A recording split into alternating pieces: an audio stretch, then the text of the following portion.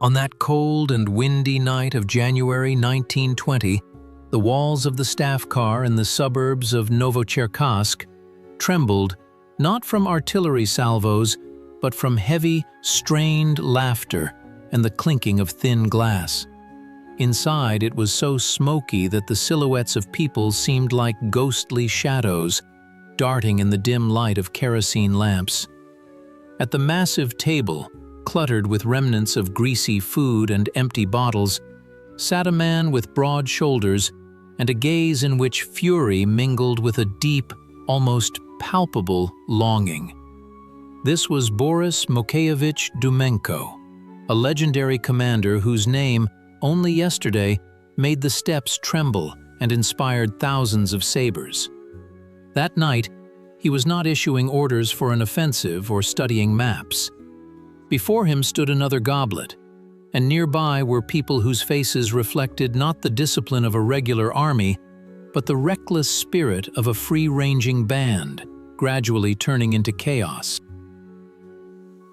A few kilometers away, his loyal fighters were freezing in the trenches, and at the front headquarters, reports were already being laid on the table that would soon, forever, change his fate. This was the moment when the glory of the great cavalryman began to drown in the fumes of alcohol, and his personal tragedy became an inevitable consequence of the clash of two worlds: the old Cossack daring and the new, ruthless state machine that did not forgive weaknesses in its creators. To understand how the hero of the steppes ended up in this dead end, one must return to the origins of the flame that engulfed the vast country. After the events of October 1917, the young republic desperately needed those who could transform the peasant masses into a crushing military force. Boris Dumenko became one such architect. It was he, a native of the poorest strata of the non-resident population of the Don, who realized that in the endless expanses, cavalry would be the decisive argument. In 1918, he began to gather the first detachments, which would later grow into the legendary 1st Cavalry Army. His talent was spontaneous, natural. He felt the horse, he felt the rhythm of battle, and he knew how to lead people in a way that old-school career officers did not. Dumenko was the founding father of the Red Cavalry, and it was under his command that those whose names would later become synonymous with victories began their journey. However, in the very DNA of this new force lay a delayed action mine. The army was created under conditions of guerrilla warfare, where the authority of the commander rested on personal fearlessness and the right to a joint feast after a successful raid. This was an era when the boundaries between military duty and personal arbitrary rule were blurred, and victories excused any sins. When 1919 arrived, the situation on the southern front became extremely tense. The confrontation with General Denikin's forces required not just courage, but clear coordination and strict subordination.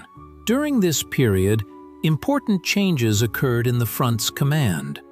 Alexander Igorov, a systematic man striving to transform disparate detachments into a regular mechanism, was appointed commander. This was where the first crack appeared. For Dumenko, accustomed to the expanses of the Don steppes and sole leadership, supervision from the front headquarters seemed like an insulting interference. Igorov saw Dumenko as a talented but extremely dangerous and undisciplined leader who was unwilling to fit into the framework of a grand strategy. The conflict escalated daily. Each order from the center was perceived by Boris Mokaevich as an attempt to limit his power, as distrust of a man who had created this army with his own blood. This was a clash between a professional military administrator and a spontaneous popular leader, where neither was willing to compromise. Against the backdrop of this external confrontation, an atmosphere began to form within Dumenko's core headquarters that would prove fatal. Drunkenness, which at the outset was perceived as an annoying but understandable feature of harsh, everyday life, acquired a systemic character. Contemporary accounts paint a grim picture. Feasts at the headquarters lasted for days, turning into something akin to ancient orgies, where adjutants, chance female companions, and dubious characters seeking patronage from the powerful corps commander mingled in one space. These banquets were not just recreation, they became a form of escapism for a man who felt that the world around him was changing too quickly. Dumenko tried to drown out with wine the realization that his time as an independent ataman was coming to an end. Noisy gatherings created the illusion of former grandeur, but in reality, they only eroded the morale of the units. Rumors of what was happening at the headquarters instantly spread through the regiments. Soldiers, seeing their commanders spending their time in endless libations, lost their bearings. Discipline, already fragile, began to crumble. Dumenko's personal conflict reached its climax during this period. It was an internal struggle of a man torn by contradictions. On the one hand, he sincerely believed in the cause of transformations and was devoted to the idea of a new society. On the other hand, he was deeply offended that those who came later, who had not risked their lives in the first skirmishes, were now dictating terms to him. His ambitions ran up against a wall of bureaucracy. Boris Dumenko began to suspect betrayal from everyone who was not in his inner circle. In his mind, an image of an enemy within the system was forming, one who wanted to appropriate his victories. The fear of becoming useless, of being cast aside by history, pushed him toward even greater self-destruction. He sought solace in alcohol, but found only temporary oblivion, replaced by even more severe fits of anger. In this state, he committed acts that gave his detractors the perfect weapon against him. Insults directed at the high command, ignoring Yegorov's direct orders, and a demonstrative disregard for rules became commonplace. In parallel, an ideological conflict developed, the scale of which extended far beyond the personality of one corps commander. It was a clash of two value systems. The revolution that had spawned Dumenko now demanded order and uniformity. The ideas of equality and freedom in the army transformed into rigid centralism. Dumenko, however, remained a proponent of the philosophy of the old, free Cossack life. For him, the army was a brotherhood cemented by the personality of the leader, not by the paragraphs of a charter. The paradox was that the system created to liberate the people, in the process of its consolidation, inevitably suppressed its brightest and most unpredictable representatives. From the political leadership's point of view, figures like Boris Dumenko became anachronisms. They were effective during chaos but posed a threat during state building. The ideological rift became insurmountable. Dumenko could not accept the new ethics, where personal devotion was replaced by loyalty to the apparatus, and the apparatus could not tolerate the presence of a man who considered himself above general rules. The turning point came when internal discord within the corps led to a tragedy that could no longer be concealed or blamed on the hardships of war. It concerned the disappearance and subsequent end of the earthly journey of Corps Commissar Afanasy Skaba. Commissars were the eyes and ears of the political center, and their safety was considered a top priority. The disappearance of a high-ranking political worker became the very trigger that launched the machine to eliminate the unruly commander. The investigation, initiated in this case, uncovered not only the circumstances of the commissar's disappearance, but also the entire hidden truth of Dumenko's staff life. Huge bills for purchasing alcohol, witness testimonies about drunken brawls, and open insubordination to the orders of the Southern Front Command. All this formed the basis of the accusation. In February 1920, Boris Dumenko was relieved of command and taken into custody. For many, this was a shock, as the hero's name was legendary. But for those who closely followed the dynamics of relations at the top, this turn was quite predictable. The trial of Dumenko became a demonstrative act. Yesterday's idol of millions was presented not as a defender of the fatherland, but as an ordinary drunkard, a morally depraved element who betrayed ideals for base pleasures. During the court sessions, the emphasis was placed precisely on his behavior at headquarters, on those very orgies that undermined the combat effectiveness of the 1st Cavalry Army. The image of a hero was systematically replaced by the image of a drunkard who had lost his human appearance. This was an artful transformation of perception. From a great cavalryman, Dumenko was turned into a marginal, whose elimination was necessary to save the army. Boris Mokiewicz's personal qualities, his impulsiveness and inability to play political games, worked against him. He could not defend himself in the courtroom where the logic of facts and political expediency were stronger than past merits. His loyal comrades also came under fire, and many of them, saving their lives, testified against their former leader. The climax of events occurred in the spring of 1920.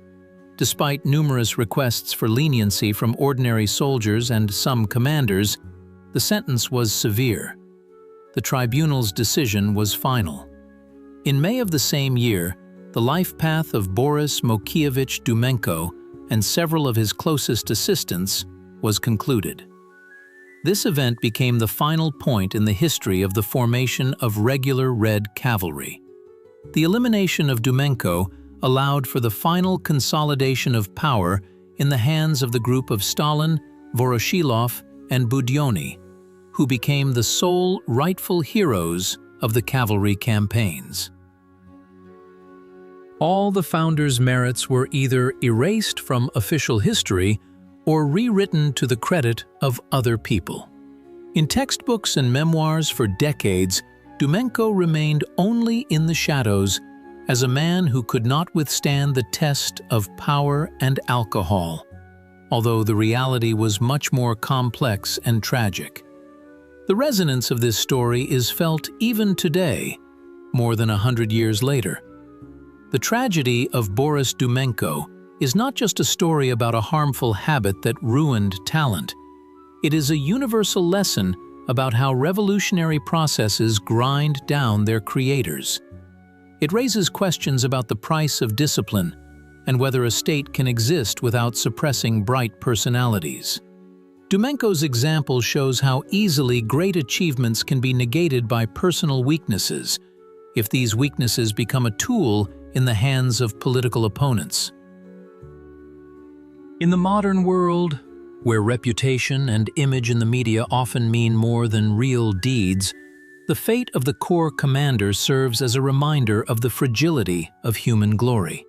His fall was predetermined not only by his own mistakes, but also by the logic of the system's development, which no longer needed lone heroes with an uncontrollable character. Today, looking back at the events of 100 years ago, we see in the figure of Dumenko a reflection of the eternal conflict between man and power. His passion for life, manifested both in fearlessness on the battlefield and recklessness at the table, was too great for the narrow confines of that time. He was a product of an era of upheaval, when the old had already collapsed and the new had not yet acquired a human face. His orgies at headquarters were not merely drunkenness, but an attempt to hold on to a fading reality where he was a god and a king. Losing his footing, he began to fall, and this fall was exploited by those who were building a new hierarchy. Dumenko's story teaches us that in great historical moments, the personal becomes political, and every weakness can be turned into a death sentence.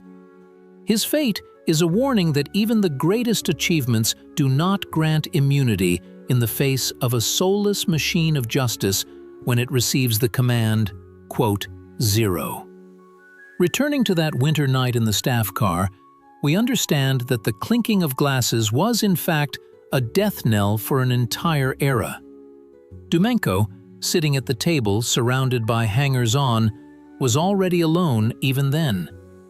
He understood that the circle around him was closing in, but his nature did not allow him to surrender or change.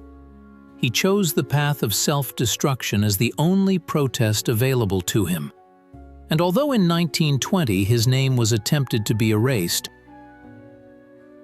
it survived in the memory of those who remembered the smell of gunpowder and the whistle of sabers in the dawn steppe. His path from the creator of the 1st Cavalry Army to a, quote, "one," is the path of a man who was too alive for dry ideological schemes. And, perhaps, it is precisely in this contradiction that the true depth of his figure lies, forcing us to return again and again to the analysis of those events. Boris Mokaevich Dumenko remained in history as a symbol of a lost generation of heroes who knew how to defeat enemies but could not defeat themselves, and the system they themselves had created. The space of history often hides simple human dramas behind grand phrases. In Dumenko's case, this drama reached Shakespearean proportions. He stood at the cradle of a new army, nurtured it, invested his energy and charisma in it. The 1st Cavalry Army was his brainchild, his pride. And all the more painful was the blow when this same brainchild, under the command of new leaders, continued its path, trying to forget the name of its creator. The moral decay of which Boris Mokaevich was accused was only the visible part of the iceberg. The real decay was taking place within the soul of the army itself, where trust was replaced by fear, and combat brotherhood by political supervision. Drunkenness at headquarters became merely a symptom of a deep, systemic crisis that gripped all of society during the years of great turmoil. Dumenko simply turned out to be the most visible and vulnerable link in this chain, an ideal target for those who sought to strengthen their power by eliminating a competitor. It is important to note that Igorov, being Dumenko's antagonist in this story, acted not out of personal animosity, but based on his understanding of what was good for the army. His striving for order was rational. However, in the conditions of civil war, rationality often bordered on cruelty. The conflict between them was inevitable, like the clash of ice and flame. Igorov represented the future, an army of headquarters, telephones, and schedules. Dumenko was the past, an army of tachankas, daring raids, and emotional impulses. What was perceived as an orgy at the Corps commander's headquarters, for him, was a form of maintaining connection with his roots. He did not want to become a cabinet general. He wanted to remain first among equals. But this equality had already become a fiction. The system demanded a hierarchy where at the top were people capable of obeying and commanding without unnecessary emotions. Boris Mokaevich did not organically fit into this scheme. When we analyze the events of 1920, we see how quickly the official narrative can change. In just a few months, Dumenko transformed from a national hero into an anti-hero.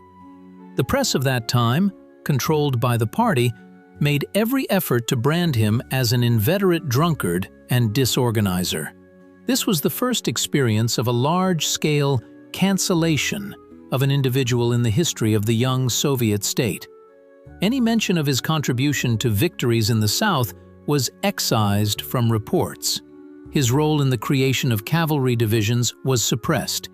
Even his former subordinates, such as Budyonny, in their memoirs, tried either not to mention him at all or to speak of him with a degree of disdain. It was a complete information blockade, aimed at making Dumenko's name disappear forever from popular memory. However, history has a remarkable ability to restore justice, albeit after many years. In the mid-20th century, a slow process of reviewing Dumenko's case began.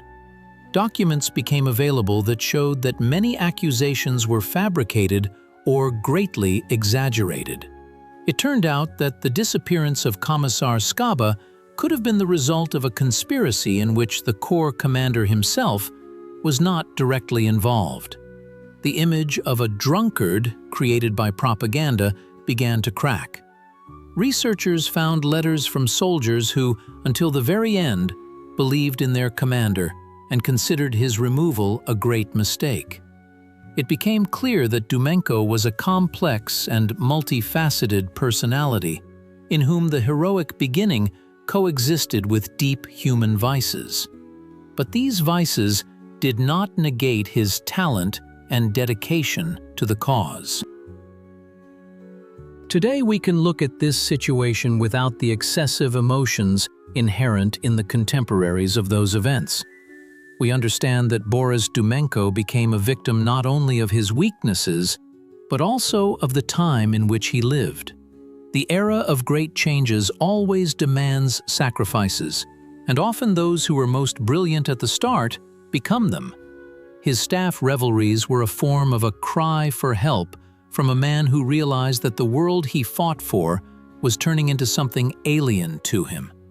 It was the tragedy of the loneliness of a leader who was left without support. His conflict with Igorov is an eternal story about the clash of genius and the system, where the system always wins in the short term, but genius leaves a trace in eternity. Dumenko remained in history as a reminder that the true strength of a leader lies not only in the ability to defeat the enemy, but also in the ability to cope with the inner demons that awaken at the pinnacle of success. In the finale of this long and thorny story, we again see the dim light of a lamp in the staff car. We hear the noise outside the door and see a tired man trying to find the truth at the bottom of a glass. Boris Dumenko passed away at the age of 31, a time when for many, a career is just beginning. But in this short time, he managed to live several lives, from an unknown shepherd to the creator of a formidable cavalry army, from a frontline hero to an inmate in a cold cell. His path is a mirror of the Russian Revolution, reflecting both great hopes and deep disappointments. He was a product of his people, spontaneous, powerful, sometimes absurd in his manifestations, but sincere to the very end. And although his name was long associated only with drunkenness and quarrels, today we understand that behind this lay the huge soul of a man who simply wanted to be free in a world that was rapidly building new walls. Concluding our excursion into the fate of Commodore Dumenko, it is important to remember that history is not composed of black and white. Every personality is a weaving of many threads, and Boris Mokievich was one of the brightest and most tangled of such threads in the tapestry of the Civil War. His example teaches us caution in judgment and the need to see beyond official accusations, a living person with his fears, ambitions, and dreams. Ultimately, it was such people as he, with all their flaws and merits, who created the history we study today. His life was a bright flash that illuminated the steps for a brief moment before fading into the cold darkness of oblivion. But the memory of him lives on, and it continues to provoke debate, forcing us to seek answers to eternal questions about power, morality, and the price of human life in the crucible of great changes. Ultimately, Boris Dumenko remains a paradoxical figure for us. He was the one who gave the Red Army its most effective tool, cavalry, but it was this very tool that became part of the system that destroyed him. His headquarters libations, which became proverbial, were merely a shadow of the immense inner emptiness that formed within him after realizing his powerlessness in the face of the new bureaucracy. He fought for the people's happiness, but he himself became a deeply unhappy man at the zenith of his glory. This is a bitter irony of fate, characteristic of many great figures of that time. We can condemn him for his weaknesses, but we cannot help but admire the scope with which he lived and created. His legacy is not only the regiments he created, but also the legend of the Red Cavalry itself, which without him might never have come into being in the form we know it. In summary, it can be said that the story of Boris Dumenko is a story of how difficult it is to remain oneself when the old world crumbles around you and a new one is born. It is a story about a man who was too great for his position and too weak in the face of his habits.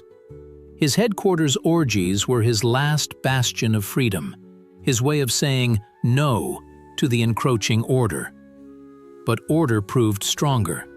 Today, when we utter his name, we must remember not only the bottles on the table in his carriage, but also the thousands of sabers that were raised at his command, and the contribution he made to the history of his country. He was a true son of his time, tumultuous, cruel, and unpredictable.